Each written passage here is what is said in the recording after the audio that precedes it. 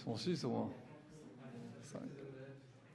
ועוד אמר רבי יהודה בית הכנסת שחרב אין מספידים בתוכו ואין מפשילים בתוכו חבלים ואין פורשים בתוכו מצולות ואין שוטחים על גאו פירות ואין עושים אותו כפנדריה שנאמר והשימותי את מקדשכם קדושתן אף כשאין שומעים עלו בו עשבים לא יתלוש מפני עוגמת נפש. Nous dit Rabbi Yehuda qu'un bête knesset qui a été détruit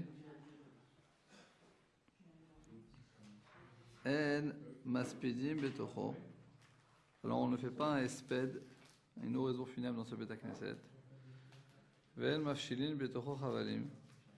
On ne va pas faire des, malgré qu'il a été détruit, on ne va pas continuer à faire des choses qu'on avait que des choses qu'on ne doit pas faire dans un bête knesset. Comme les afshil betocho chavalim, ça veut dire en fait de s'occuper là-bas de cordes ou choses pareilles. Et Rachid nous dit, c'est pareil, tout travail. Mais pour s'occuper de ces longues cordes, il faut un endroit très grand, donc ils auraient pu le faire dans le Beth Knesset qui était détruit. Et Rachid nous dit, Beth Knesset Gadol, c'est un endroit de grand, on m'explique les chach, et on aurait pu penser, on aurait pu utiliser pour ça, mais on garde la Kedusha du Beth Knesset malgré qu'il a été détruit, on ne fait pas toutes ces choses-là. Et on ne met pas aussi des attrapes, des filets, des pièges. Et on ne va pas mettre des fruits sur le toit de ce Beth Knesset qui était détruit pour les faire sécher. On ne conduit pas non plus aussi à faire un raccourci. Merci Yohanan. Chez Nehemar, Vashimoti et Mikdeshechem, il y a un pasouk, on va y Kaf Zain. Donc je crois que c'est des psukim qui parlent des psukim de malédiction sur l'âme Israël. Et dans ces malédictions, il y a marqué qu'Akadosh Baruch Hu va détruire nos endroits saints. Mais il y a quand même marqué que c'est des endroits saints, malgré qu'ils sont détruits. Donc, nous dit la Mishnah, malgré qu'ils sont vides, dévastés ou. Comment? Pas marqué la période, mais malheureusement, il y a déjà pas mal de périodes où des Beth Knesset et des endroits saints ont été détruits. Mais on voit que Kedushatan, leur sainteté, malgré qu'ils sont maintenant vides, et qu'ils sont dévastés, ça garde une partie de leur Kedusha. Mais d'une autre manière, Alou Borasavim, si maintenant il n'y a plus personne, que le Beth Knesset a été détruit, il commence des mauvaises herbes commencent à pousser, grand balagan. Lo Hitlosh, il va pas falloir, il ne faut pas raser les mauvaises herbes qui poussent. Et Pnei Ogmat Nefesh. Regardez Rashi. On laisse toutes les mauvaises herbes à pousser, pour que les gens, quand ils passent, ils aient une très mauvaise impression, et comme ça ils se rappellent. Et comme ça ils vont se rappeler des jours où le Beth Knesset était construit. Ils avaient l'habitude de se rassembler là-bas. Et donc, grâce à ça, comme ils voient la destruction de ce Beth Knesset et qu'il y a des mauvaises herbes qui poussent, etc. Les Vakshur Rachamim, ils prieront, ils demanderont miséricorde à Kadosh Baruch Hu, Sheyarzero le Kadmuto, que le Beth Knesset y revienne à ce qu'il avait au début, quoi. Souvent, on va attendre du fait que ce soit complètement démoli pour attendre que les gens fassent des choix, alors que s'il y a des herbes, au fur et à mesure qu'ils peuvent les déraciner, ils peuvent reconstruire de là. Ouais, mais faire un tout petit déracinage, c'est pas quelque chose qui demande un gros investissement. Donc tu aurais pu penser qu'il vaudrait mieux, on va dire, le garder d'une certaine manière, qui soit un petit peu propre, mais finalement c'est pas ça qui va le faire revivre le Beth Knesset. Donc Rabbi Yehuda, il préfère qu'on laisse un peu dans sa dévastation pour que les gens se rappellent et puissent un jour faire ranimer le Beth Knesset. תנו רבנן, בתי כנסיות אין נוהגים בהם קלות ראש. בתי כנסת On ne doit pas se comporter avec une légèreté d'esprit.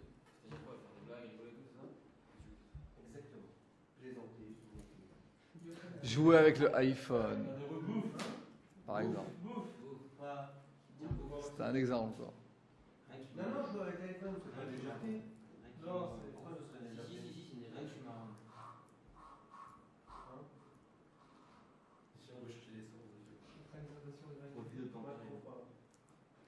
T'es tellement accro à iPhone que tu ne comprends pas quelle est la légèreté d'esprit de...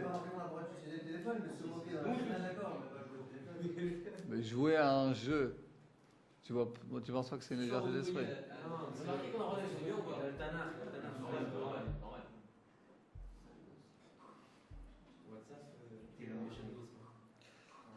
Et Nochlim Baen, on ne mange pas.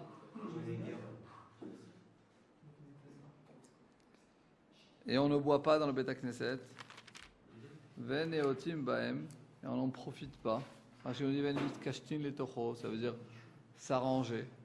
Ven metailim sham, mais on ne va pas se faire une promenade dans un Beth Knesset.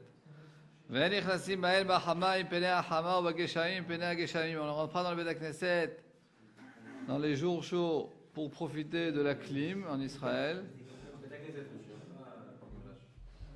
Et de la pluie et de rentrer dans un Beth Knesset. Hein? Correction. Quand on voit Beth Knesset dans la Gemara, au petit Raf, marqué Beth Midrash. Mais on n'est pas dans la... Où ça? Talmud Rabbanan, Beth Knesset, Beth Knessiot, au petit Raf, et marqué Beth Midrash.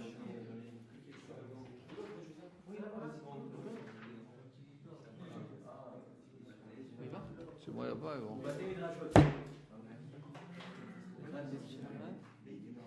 Chez moi, il n'y a même pas. Ouais, dans certains, je dois dire pourquoi c'est pas marqué comme ça.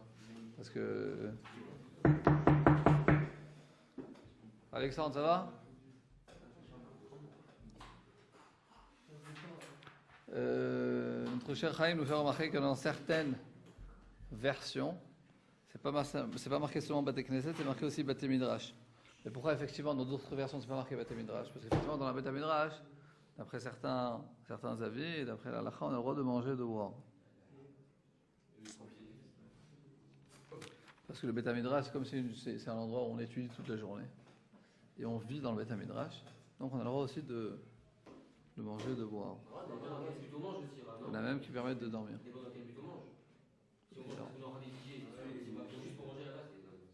Ah, votre père, il a répondu à ça, c'est monsieur Shabbat.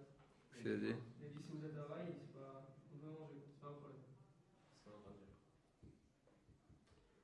Fait.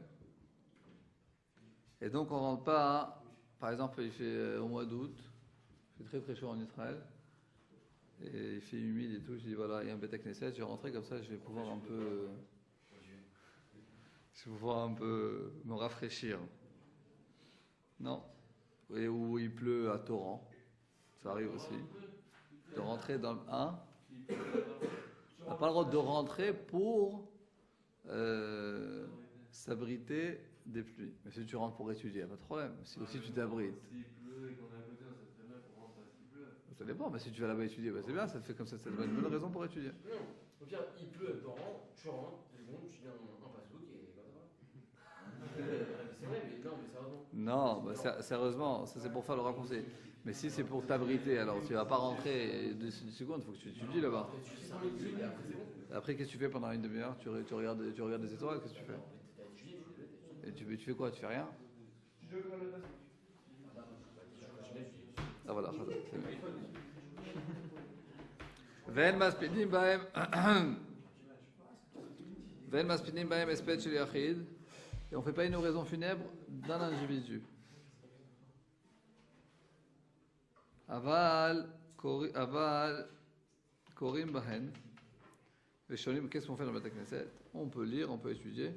On maspidim baem espet shel rabim, mais on fait une oraison funèbre d'un espèce de collectivité. C'est quoi, nous dit Rashi? Chez Talmid Chacham Shemet. Un Talmid Chacham qui est mort, chez Zechim Mitasef ou Liaspido. Tout le monde doit se rassembler pour lui faire des éloges. Ou Beit HaKnesset Raoui Lechach. Et effectivement, le Beit HaKnesset, il est apte à ça. Et Fish ou Beit Gadol, parce que c'est un endroit grand où tout le monde peut se rassembler. Amar Rabbi Yehuda, Rabbi Yehuda nous dit, Matai tout ça, donc quand est-ce qu'il s'agit? Mais Yishuvan, quand le Beit Knesset, il est en marche, on va dire. Il est en marche. Il fonctionne. Il est fréquenté. Aval Behurbanan, mais quand il est détruit, Manihin Otan, on les laisse, on fait rien là-bas. Et on laisse faire pousser les mauvaises herbes. Velo itlosh, il ne coupera pas les mauvaises herbes, comme on l'a expliqué tout à l'heure. Ah, c'est détruit ou abandonné? Abandonné, détruit, comme tu veux. Détruit, ça peut être pas par nous, abandonné, ça peut être par nous. Peu importe, maintenant, si il n'y a pas d'utilisation. Asavin man dechar shmaihu. Mais où on est arrivé? Il parle de nous des herbes. Quelles herbes? Où il est arrivé à ça? Qui c'est qui a rappelé les herbes pour que Rabbi Yehuda nous dise de quoi il s'agit quand les herbes ils sont montées, va monter? C'est-à-dire, en fait, par exemple, il manque quelque chose là, dans la phrase. Rabbi, il a pu rajouter quelque chose. Pourquoi il doit forcément parler de quelque chose qui a déjà été parlé? Parce qu'il dit Ematai. Quand tu dis Ematai, alors ça. C'est sûr. Tu dis de quoi il s'agit? Dans quel cas? Ematai dans quel cas? Donc forcément, tu parles de ce qui est marqué avant.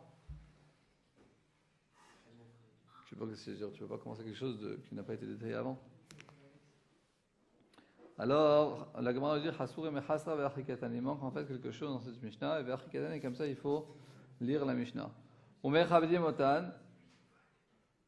Donc, effectivement, en Beit Knesset, il faut le laver. Omar Bitzin Otan. Et on doit mettre un petit peu d'eau comme ça. Regardez Rashi. Mechabdim Omar Bitzin Otan be'yishuvam. L'echad chez Mechabdim, après qu'on a balayé. Les chabet, c'est balayé. Mais alfim et tamaim, on jetait un peu d'eau. Les arbits, c'était avak pour pas qu'il y ait. Parce qu'avant, il n'y avait pas de carrelage. Ok? Donc, on jetait un peu d'eau pour que toute la poussière, elle ne monte pas en haut. Ok? Et on fait tout ça pour qu'effectivement, comme ça, les mauvaises herbes ne vont pas pousser. Amar Rabbi Yehuda, il a dit, Matai, dans quoi il s'agit? Be'yishuvan. Quand effectivement, le Beit Knesset, comment t'as dit? Il fonctionnait. Il était fréquenté. Aval Behurbanam. Mais quand le Beit Knesset, il est dévasté, détruit, Manihin Otan Laralot, on laisse les mauvaises herbes pousser. T'as avec nous, Benjamin? Alou Bahem Asavim Chazak. Il y a eu des mauvaises herbes qui ont poussé. Lo yitlosh mipnei ogmat nefesh. Il ne les coupera pas pour qu'il y ait effectivement cette ogmat nefesh, cette mauvaise impression. Et ça donnera un petit peu les gens la pensée de faire reconstruire le Beit Knesset. Ensuite, quelque chose de très intéressant pour nous qui habitons ici en Israël, Baruch Hashem. On nous dit que Amar Rabbi Yassi Beit Knesset chez Bavel al Tnaïn Asuin. Les Beit Knesset qui ont été en Bavel, en Galout, puisqu'ils savent que bientôt ils vont revenir un jour en Eretz Israël. Donc elles ont été construites sous condition. Rashi, Almenat Shishamshu Bahem. Elles ont été construites sous condition que si jamais le Beit Knesset ne sera plus un Beit Knesset, on pourra l'utiliser pour d'autres besoins. Puisqu'effectivement, ça quelquefois ça manque un petit peu en Galoute, que les gens ils construisent des super beaux Beit Knesset et tout. Ils mettent des millions, mais la vérité c'est pas très logique parce que si on croirait vraiment au Mashiach, et donc s'ils savent que c'est possible que demain ils monteront tous en Israël. Alors, quelle est la logique de construire et d'investir des millions dans quelque chose que normalement il est provisoire? C'est pas logique. Le problème, quand le provisoire, c'est ça le problème, quand la galoute, quand la provisoirité du galoute commence à devenir fixe, ça c'est le problème. C'est ce que dit le Kuzari. Rabbi David dans son livre Kuzari, il dit parce qu'en fait il explique l'importance de Eretz Israël, et le Kuzari lui dit mais je comprends pas, tu nous parles d'importance de Eretz Israël, mais vous êtes tous là-bas vous êtes tous très bien là-bas en Espagne où vous habitez. Et lui dit c'est vrai, tu as raison. Tu as trouvé mais comme Kherpati, mon point faible. Il dit qu'effectivement, Ezra et Nehemia, quand ils sont montés à l'époque du deuxième temple, eh ben, il n'y a pas beaucoup de monde qui sont montés avec eux. Il n'y a que les fauchés, on va dire, qui sont montés. Les gens importants, ils sont restés en exil.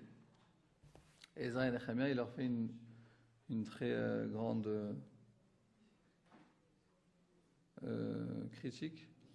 Pourquoi ils n'ont pas participé à la montée en Eretz Israël et à la construction du deuxième temple? Alors pareil, quelquefois l'histoire, elle se répercute.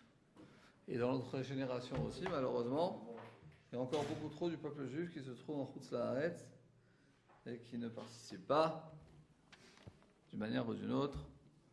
Et c'est vraiment dommage. Ah, on dit même aussi que Ezra aussi, quand il a demandé à monter pour reconstruire le deuxième temple et tout, bah aussi les Thémanim, celui qui devait y mettre, bah ils ont dit non, on reste là-bas et tout. C'est vrai. Et Ezra, à ce qui paraît, comme ça on raconte, qu'il leur a fait une klala, une malédiction, qu'ils ne seront jamais riches. Je sais pour l'histoire des riches, c'est pour ça qu'il y en a qui disent que beaucoup. Mais c'est enfin aujourd'hui il y a des mecs qui sont riches, mais bon, ils sont déjà montés en Israël, peut-être à cause de ça. Il y a un truc comme ça avec les Tunisiens, Lévi, non? Il n'y a aucun Lévi à Tunis? Non, ça, à Djerba. Il n'y a pas de Lévi à Tunis. À Djerba. Ça aussi, c'est une malédiction de Ezra. Ils n'ont pas voulu monter. C'est une malédiction de Ezra. Il y a une grande malédiction à Djerba. Quand un Lévi il vient. Ok. Rien ne reste pas avec une carrière. Tout le monde. Tu viens avec une carrière. Ok, donc on voit que le Beta Knesset en Babylone a été construit à condition. Et malgré cela, malgré qu'ils ont été édifiés et construits sous condition, hein, Yoav, malgré cela, donc ils ont quand même une certaine sainteté. Et on ne se comporte pas là-bas avec une légèreté d'esprit. C'est quoi une légèreté d'esprit? Nous dit la Gemara, Heshbonot. C'est de commencer à faire des comptes, combien j'ai gagné, combien j'ai perdu, les courses, le quartier plus, le cheval, winner, ce que tu veux, lui faire la paille, tout ça, non. Ça peut aussi des comptes du Beta Knesset. Alors je pense que c'est Heshbonot, c'est le mitzvah. Ah, il y aurait marqué que les Mitzvah si c'était ça. Et je crois que c'est permis. Amar Avasi. Beta Knesset, Shemechashvim bo Heshbonot, Malenim bo Etamet. Un Beta Knesset, on va commencer à s'occuper de nos comptes bancaires. Alors à la finale, ou apparemment Malenim bo Etamet, on va faire là-bas, faire dormir le mort. Malenim, c'est le cas d'Aratar. Il y a une mitzvah de faire poser le mort dans un Beta Knesset. On peut dire une chose pareille? Non, dit la Gemara, l'osa guide la vachi. C'est pas qu'il y a une mitzvah dans un Beta Knesset, Rachalom, de faire poser le mort. Mais la Gemara nous dit, la sauve, je me le dis, une Beta Knesset qu'on fait, qu'on pratique une légèreté d'esprit et qu'on commence à faire nos comptes de business dans la Beta Knesset, et ben c'est possible que ça va engendrer le fait que les gens vont mourir. Alors,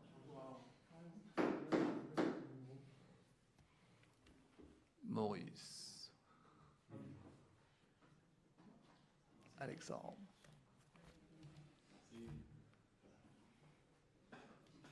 Tiens, tu peux mettre ça dans ta poche?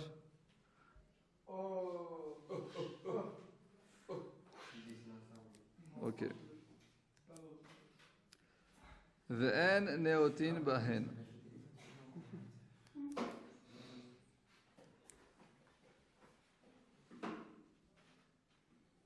Le Yeserara du iPhone, c'est vraiment...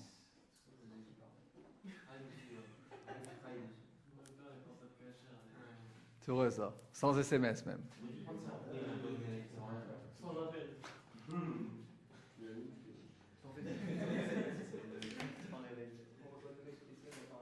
Sur Facebook pour l'instant. C'est vrai, comment on va lire les mails de votre mail?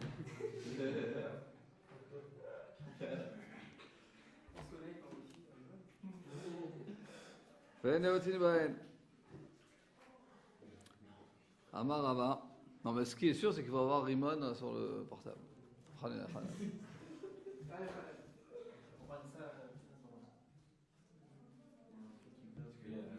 vrai que ça coûte 10 shekels de plus, mais au moins on est gardé. Tu payes pour avoir. Tu payes, il faut pas utiliser. Ok. Ven et otim baen. Et on ne peut pas profiter du Beit HaKnesset. Amarava chachamim talmidehen. Les sages et leurs élèves, ils ont le droit. Damar Rabbi Yehoshua ben Levi. Damar Rabbi Yehoshua ben Levi, maï berabanan, beita de rabanan. Ah, c'est beau ça. Les chachamim, les talmidei chachamim et leurs élèves, ils ont le droit de profiter du Beit HaKnesset. Pourquoi? C'est leur maison. Parce que Rabbi Yehoshua ben Levi dit berabanan. Quand on dit dans la Gemara, je crois marqué berabanan, c'est le Beit HaMidrash où les chachamim étudient. Mais si tu prends la traduction, B c'est la maison, Baït en araméen. Baït en araméen c'est Bet Yud. Et Rabanan c'est Beit Chaim. Et quand tu vas dans la Gemara, chaque fois qu'il y a dans la Gemara B Rabanan, c'est un Beit HaMidrash. Et donc la traduction c'est quoi? C'est la maison des Chachamim. Parce que les Chachamim qui étudient la Torah, alors pour eux le Beit HaMidrash c'est leur maison. Donc un Talmid Chacham, quelqu'un il a le droit de manger, de boire, et même de faire un petit somme comme ça. Pour pas perdre son temps, parce que s'il va aller dans la chambre dormir, par exemple, quelqu'un maintenant il est dans son étude de l'après-midi, il est à fond dans l'étude, mais il a un petit coup de barre. S'il va, le Yitzhara va lui dire maintenant tu es fatigué, va dans la chambre, va dormir, va te reposer, reviens au Beit HaMidrash. Il va y aller, au lieu de dormir un quart d'heure, il va dormir 2 heures. Alors il va dire, il va poser la tête sur la table, il va dormir 10 minutes, et comme ça, au moins, il sera frais pour l'étude, il n'aura pas fait du bitul Torah. Tous ceux qui vont, je ne sais pas, à ce qui paraît le matin après le petit jet neige, ils vont à la chambre faire un petit somme.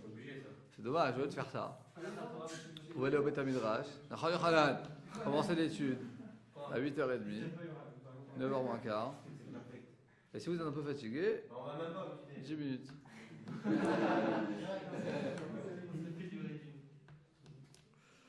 C'est mieux.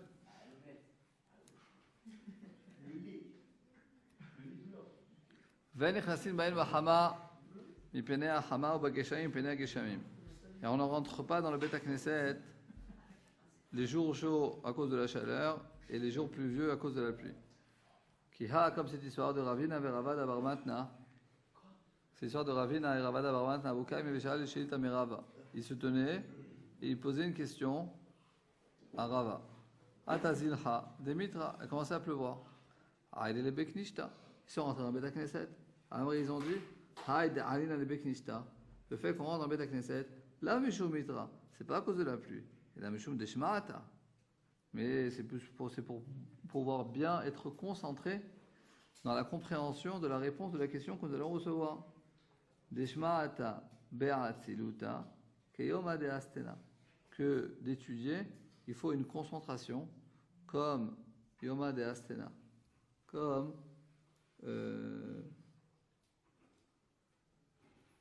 un vent du nord qui est apaisant et qui nous permet d'être concentrés. Ça veut dire que pour pouvoir bien étudier la Torah, il faut se mettre dans des conditions préférables et idéales. C'est pour ça qu'à la yeshiva, il y a le mazgan dans le Beit HaMidrash en été, et il n'y a pas dans les chambres. Comme ça, seulement celle de Chayalim. Et donc Maurice, il veut déjà sa caravane pour l'année prochaine. Ouais, on conseille de Manu.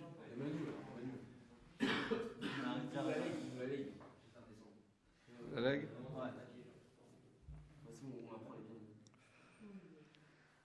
Ok, donc c'est pour ça que dans tous les yeshivot, il y a du mazgan, du chauffage, il y a café, tout ce qu'il faut pour bien pouvoir être concentré dans l'étude.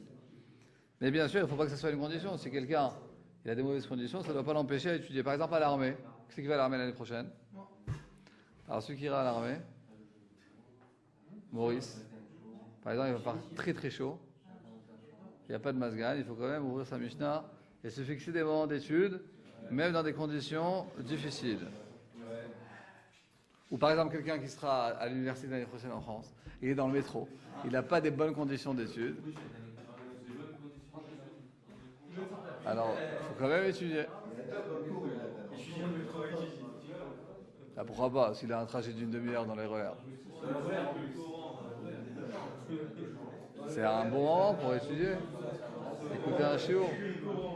C'est vrai ou pas, Chaim? Tu es pas d'accord?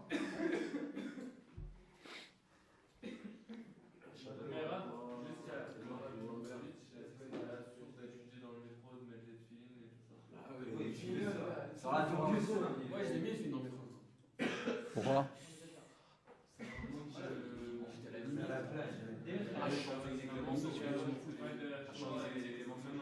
Dans le métro même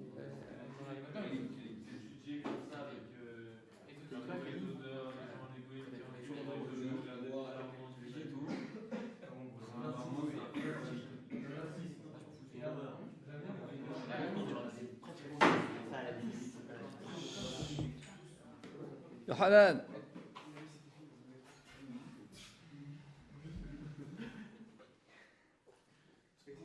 Ok. Et donc, Amar le Rava Chabere de Rava le Rava Shei Tzarich le Lein Ish le Mikre Gavra. Si quelqu'un il a besoin d'un pelé, allô. Si quelqu'un il a besoin d'appeler une personne, il s'arrête si quelqu'un a besoin Lein Ish une personne, le Mikre d'appeler Gavra une autre personne, le Mikre de Beta Knesset. Maï, qu'est-ce qu'il va faire? Amar le Hitz on va merabanano. Si c'est un Talmid Chacham. Leima ilcheta, qui dit une halakha, et comme ça il fait une sorte d'étude. Vitana, si c'est un Tana, qui dit une Mishnah, si c'est un Pasouk, qui dit un Pasouk. Vilo, s'il connaît rien. Alors il demande à un élève, Leima Nuka, Chazak, il dira à un élève, Ema Lipsoukar, dis-moi un Pasouk que tu as étudié. Comme ça, il ne rentre pas seulement pour appeler son ami, mais comme ça il en profite pour faire une étude dans le Beta Knesset. Il y a une autre possibilité, Niché pour ta Venikom. Il peut s'asseoir à un certain moment, se redonner un certain kavod au Beta Knesset, et ensuite aller appeler la personne qu'il a besoin d'appeler. Ok? Rashi. Itzricha. Il y a quelques Rashi qu'on n'a pas lu. Maï Berabanan, c'est quoi Berabanan? Lama Korin Bate Midrashot Berabanan. Pourquoi on appelle les Bate Midrashot la maison des Chachamim? Les fiches Beitam ou les Chol Davar, parce que c'est leur maison pour tout. Ziluta de Mitra nous dit Rashi Zeremaim Shebain Bekoar, une averse. La Vishumitra, Shagen Alen, on ne rentre pas dans la synagogue pour nous arbitrer de la pluie. Shimloa Inu Roskim Mishmaata, si on n'était pas en train d'étudier et de poser une question d'Alacha, Lo Inu Chassim, on ne serait pas rentré dans la Knesset. Ziluta, Daratzula, une pensée limpide, où Miushev était tranquille chez nous, Tarut Beklou Marshava, qu'il n'est pas occupé dans autre chose. Si quelqu'un a besoin d'appeler une personne, qu'est-ce qu'il va faire? Mais on a vu qu'on n'a pas le droit de rentrer avec la sans aucune raison. Et tu as besoin d'appeler quelqu'un, qu'est-ce qu'il va faire? Alors on a expliqué. Il peut y avoir une autre possibilité, c'est de dire à un enfant, les enfants avaient l'habitude de lire dans Beta Knesset. Donc il va au enfant, il dit qu'est-ce que tu étudies aujourd'hui? Et le pasuk qu'il a étudié.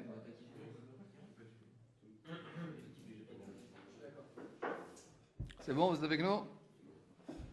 Très bien.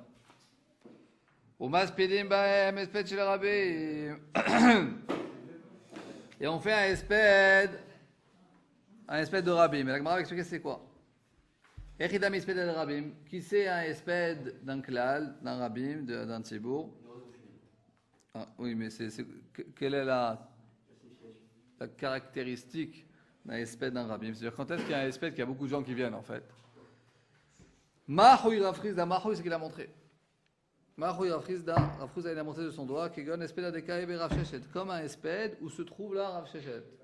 C'est-à-dire que comme Rav Sheshet, c'est quelqu'un de très important, donc si Rav Sheshet, il vient à faire un espède où il se trouve dans un cadre qui fait un espède sur une certaine personne, ça veut dire que c'est vraiment un espède spécial d'une personne importante que Rav Sheshet y participe. Rafram, la Gemara nous raconte que Rafram,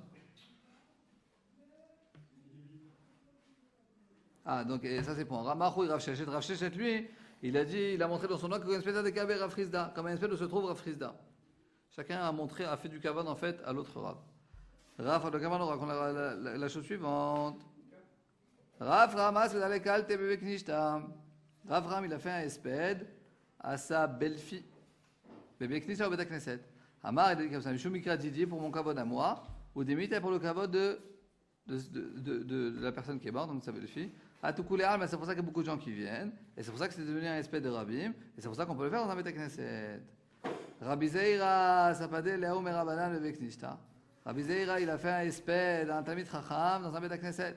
Amar, il a dit, Mishum Mikra Didi, Mishum Mikra Didi, ou c'est pour le kavod à moi, ou pour le kavod à lui, Didi des Mita, au kavod du mort. À tout couler, mais c'est pour ça qu'il y a beaucoup de gens qui sont venus, ça s'appelle un espède, un Rabbim.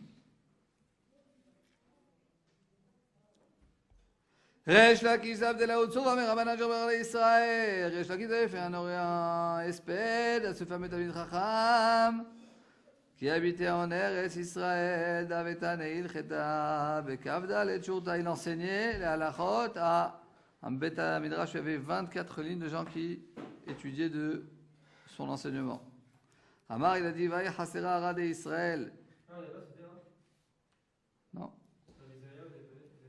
Hein? Rabbi Zeria, c'est bien, vous avez fait. Hein? Je pense, peut-être que je n'ai pas fait, mais c'est pareil. Rabbi Zeira, je reprends. Rabbi Zeira, Rabbi Zeira, il a fait un espède de ce fameux Tamid Chacham, il a dit, Im Shemekradide, Nevita. Ou c'est pour mon kavod à moi, parce que moi je suis présent, ou bien c'est pour le kavod de ce mort qui était vraiment quelqu'un d'important. À tout coup, tout le monde est venu. Oui, j'ai déjà fait ça. Resh Lakish, on a déjà vu. Amar, il a dit, Resh Lakish a dit comme ça. Va Hasera, Arad Israël, Gavra, Rabba. Donc, vai, c'est oi, vai, voi, comme c'est malheureux à la terre d'Israël qui va manquer ce grand Talmid Chacham, cette grande personnalité.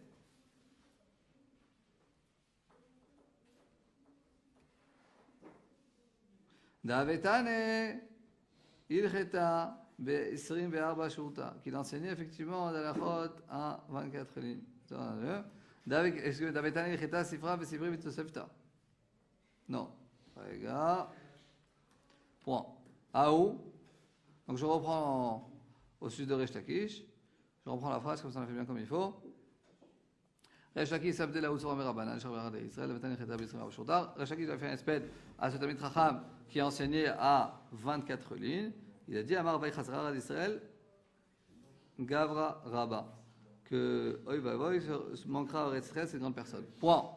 Haou, cette personne-là, Dehave Tane Ilcheta Sifra Vesifra Vetosefta, cette personne-là qui avait étudié Ilcheta, Alachot, Sifra, Sifri, c'est une riche Alachot, Tosefta, Veshachivi, il est mort. Ah, pour le Rav Nachman.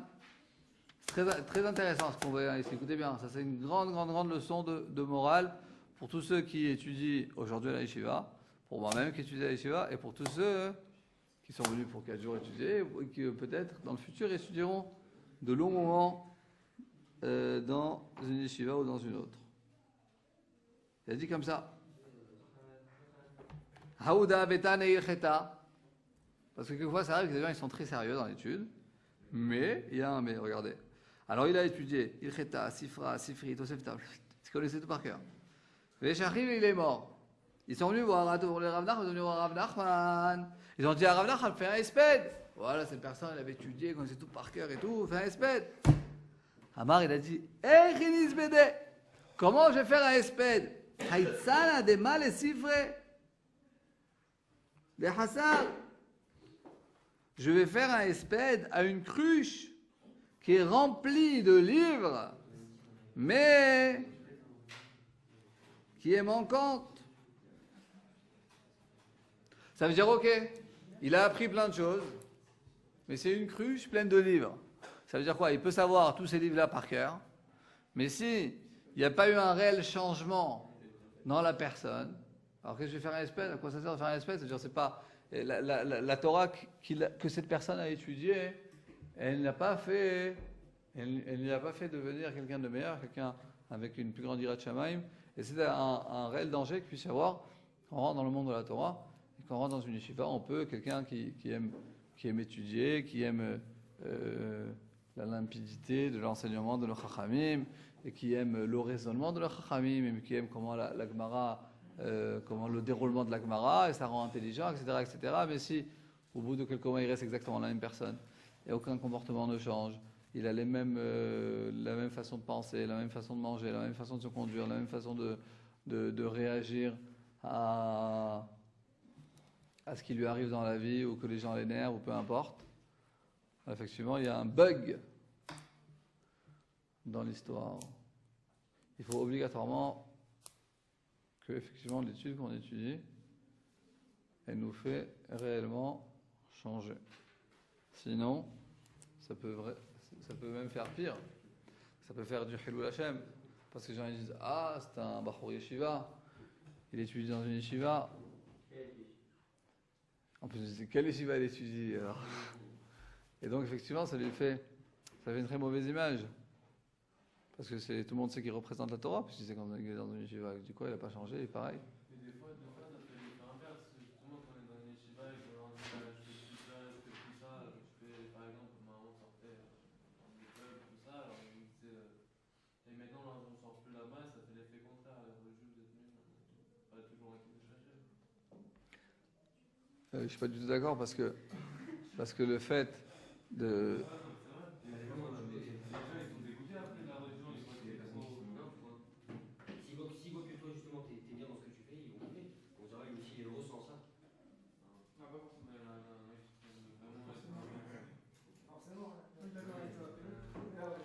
Si quelqu'un il est droit avec son comportement, alors au début ses amis ils ont du mal à l'accepter parce que maintenant il va plus sortir avec eux, etc., etc. Donc peut-être qu'ils vont mal le prendre. Mais c'est pas considéré comme du Chilul Hashem. C'est pas si par exemple quelqu'un il va pas prendre la voiture Shabbat et quelqu'un il va penser que c'est quelque chose d'idiot. C'est pas considéré comme un Chilul Hashem. Au contraire, quand on fait ce que Akadosh Baruch Hu exige de nous, effectivement, il faut essayer de le faire d'une certaine manière, que ça fasse glorifier le nom d'Hachem. Mais le fait que quelqu'un il ne comprend pas la chose, ça ne fait pas automatiquement, ça ne devient pas automatiquement du Chilul Hashem. Okay, c'est-à-dire maintenant, on fait une guerre contre nos ennemis, et on a tué je ne sais pas combien de Palestiniens, et le fait et dans le monde entier, ils nous font la tête, ça ne veut pas dire que c'est du Chilul Hashem. Si les nations du monde ils veulent le comprendre d'une manière tordue, c'est leur problème. Tu vois ce que je veux dire? Nous, on doit faire la chose de la meilleure façon qu'il est, et si c'est ce qu'on doit faire, on doit le faire. Ok? Maintenant, moi je pense que l'exemple que tu as rapporté, dans l'exemple que tu as rapporté, effectivement, au début, moi je pense qu'au début les gens ils ont un peu du mal, pourquoi tu fais plus ça, tu fais plus la bise, tu sors plus avec nous, etc., etc. Alors, je dis quoi, il n'est pas sociable. Mais si les gens ils voient et qu'ensuite, au contraire, tu as un meilleur comportement, tu as des meilleures midotes, tu parles plus gentiment avec les gens, alors ils disent ok, peut-être qu'il ne fait pas la bise, mais on voit que c'est un véritable changement, c'est pas seulement quelque chose d'extérieur qu'il fait, mais effectivement, ils voient que si la personne, ils voient qu'elle est devenue meilleure, elle est plus gentille, etc., plus sérieuse, les gens, au contraire, ils vont véritablement les chabed respecter. Ok. Hazak David. Donc il a dit ok, il a étudié, mais c'est comme une cruche pleine de livres, ça sert à rien.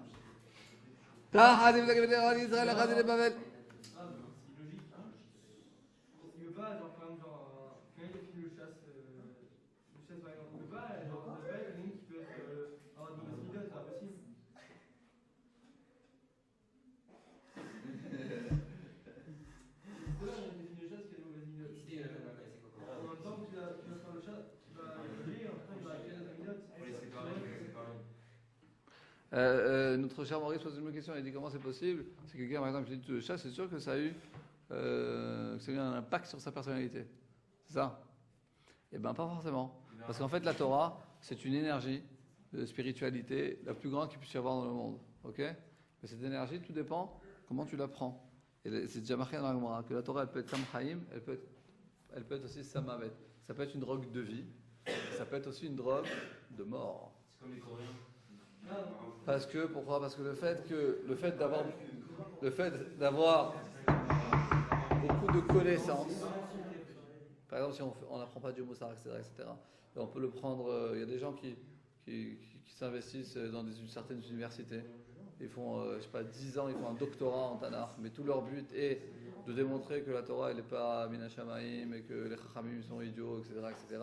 C'est sûr que ça ne les aide pas en Yirat Shamaim. Tu vois, tout dépend. Quelle est notre détermination dans l'étude? Quel est notre but dans l'étude? Est-ce qu'on fait un Reshbon Nefesh? Est-ce qu'on regarde chaque jour?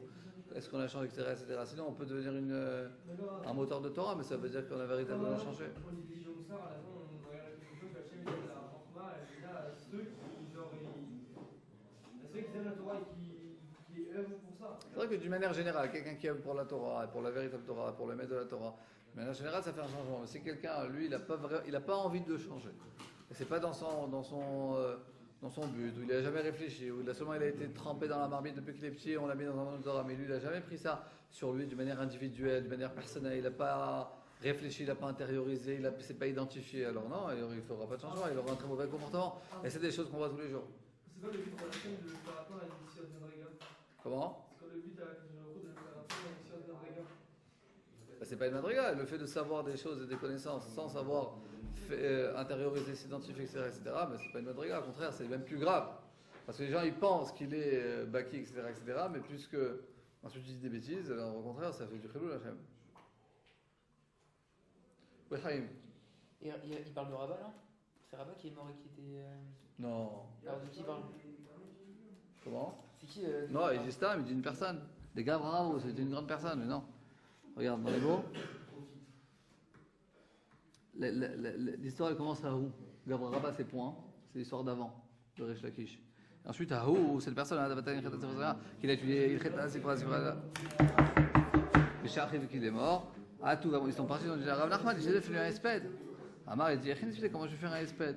Haïtsana, c'est une cruche, des balais sévrés des chasser. Il est plein de les qu'il est manquant.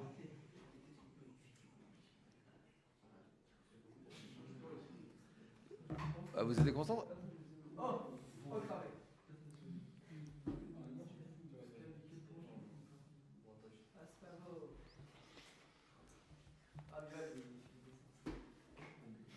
Tahazi. Baben Takifé d'Arad et Israël et Chassidé de Babel. Regarde la différence entre les gens durs d'Eretz Israël et Chassidé de Babel. Rachid nous explique. Alors, on a un peu fait le Rachid d'avant. Haït Salam al-Sifre. C'est une cruche pleine de livres. Et Noël Kessal, chez nous, c'est seulement comme une cruche ou comme un sac plein de livres. Ve'el mais il ne comprend pas qu'est-ce qu'il y a dedans. Afshoné à la chod, le Shimesh Bechayim, quelqu'un qui a étudié à la chod, le Shimesh Bechayim, il n'a pas appris des comportements des tzadikim. Yoav, l'ilmod, pour qu'ils puissent apprendre, Chavinou, qui vont lui expliquer, Taramé Mishnah, la raison des Mishnah, au Père, je ferai ça quelquefois. Il y a des Mishnayot qui se contredisent l'une à l'autre. Il faut amener une explication, comme à Eskinan, c'est dans un cas comme ça, dans un cas tel, dans un autre cas. Ou Kigon Amani, ou peut-être c'est. Non, c'est Rébi qui a dit ça. Plonis, c'est quelqu'un d'autre qui a dit. Ou Kigon Chazom Kitane. Ou bien, comme on a vu, quelquefois il manque, la Mishnah n'est pas entière, donc tu ne peux pas apprendre seulement à lire sans quelqu'un qui t'enseigne, sans quelqu'un qui t'enseigne aussi les conclusions véridiques de cette chose-là.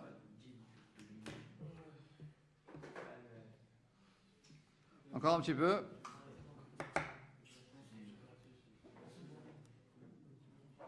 Rachid, t'as kiffé Arad et Israël, Resh Lakish, je sais qu'il reste 3 minutes, mais ça va, vous pouvez tenir encore 3 minutes.